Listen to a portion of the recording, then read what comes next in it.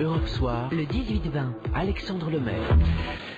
On est en ligne également avec un restaurateur qui nous appelle de Trouville. Bonsoir Arnaud Pellat. Oui, bonsoir. Arnaud Pellat, patron du pavillon d'Augustine à Trouville dans le Calvados. Votre réaction d'abord à cette extension du pass sanitaire aux bars et restaurants?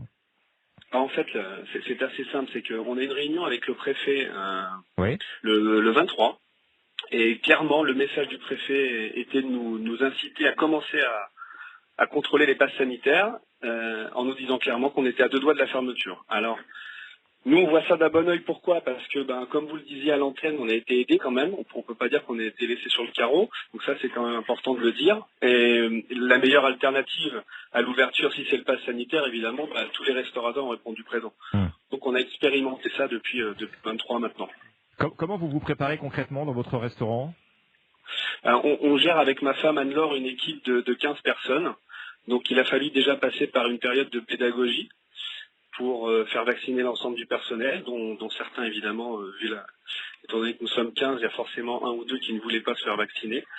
Donc ils sont tous là aujourd'hui, ils sont tous sur le chemin vaccinal, donc ça c'est une première chose. Bon. Et ensuite, on a mis en place une façon de gérer les flux dans l'établissement. Il y a 3 entrées, donc on a mis des cordons devant une des entrées, et puis on essaie de contrôler un peu comme on peut pour le moment, parce qu'il faut pas, on a quand même identifié des problèmes, c'est que souvent, les gens n'ont pas leur passe sanitaire à portée de main. Ils prennent un certain temps à sortir leur téléphone du sac à main ou de la poche. Parfois, ils nous disent qu'ils n'ont plus de batterie, ils vont chercher le paquet dans la voiture. C'est assez compliqué à gérer. Ça crée un flux inhabituel devant l'établissement. Et surtout, c'est là que c'est le plus important, c'est que si on veut vraiment bien faire les choses, il faut désigner une personne qui ne fait que ça à l'heure du service. Et ça, c'est compliqué. Il n'y a pas d'autre solution, bien sûr. Il n'y a pas d'autre solution. Ouais. Et en plus, avec cela, s'ajoute une baisse de chiffre d'affaires conséquente.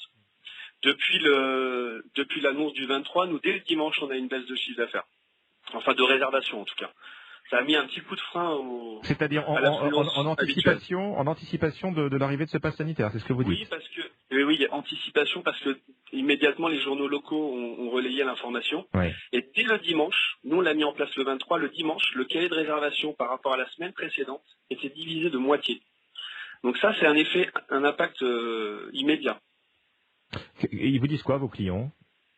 Alors il y a plusieurs cas de figure. On a reçu des menaces par téléphone en disant qu'on était, ça c'est quand même un peu fort, des collabos. Alors ils n'ont pas compris le message pour la plupart, c'est qu'en fait c'était à la demande du préfet, évidemment de notre propre chef.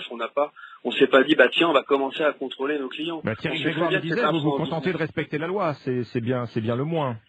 Et évidemment. Et si l'alternative à l'ouverture c'est le pass sanitaire, évidemment on est d'accord. On a vécu 7 mois de fermeture. Aucun chef d'entreprise aujourd'hui ne veut revivre ça. C'est compliqué à gérer socialement, c'est compliqué à gérer au niveau du business évidemment. Mais... Thierry Grégoire vous écoute de l'Union des métiers de l'imprimerie.